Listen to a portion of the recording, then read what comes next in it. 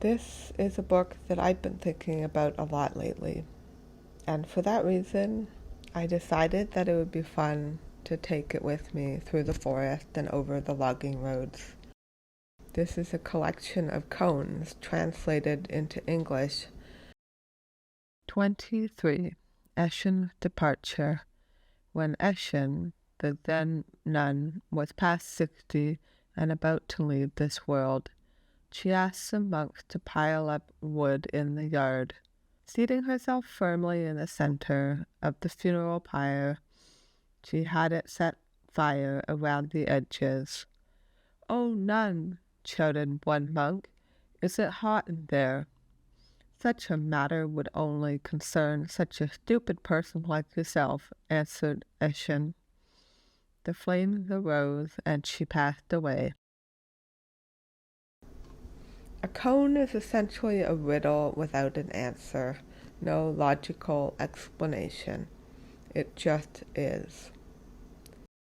And I like this about koans, it is what it is.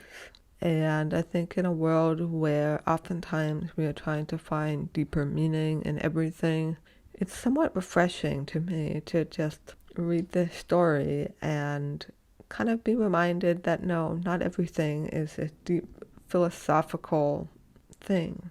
It just is. 85. Time to Die. Iku, the Zen master, was very clever, even as a boy. His teacher had a precious teacup, a rare antique. Iku happened to break this cup and was greatly perplexed. Hearing the footsteps of his teacher, he held the pieces of the cup behind him. When the master appeared, Iku asked, "Why do people have to die?" "This is natural," explained the older man. "Everything has to die, has just so long to live." Iku, producing the shattered cup, added, "It was time for your cup to die."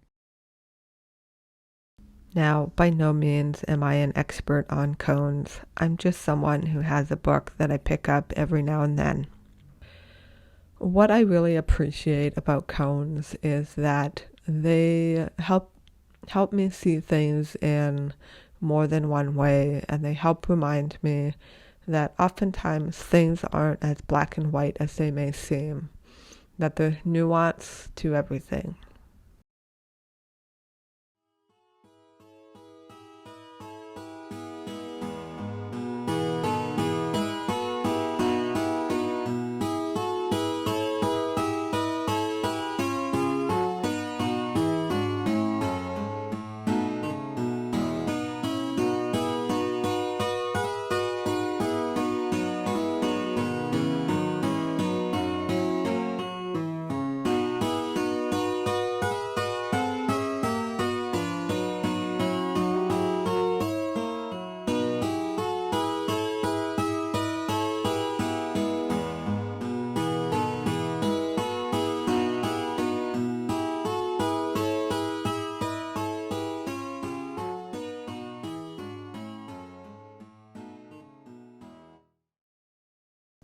'97.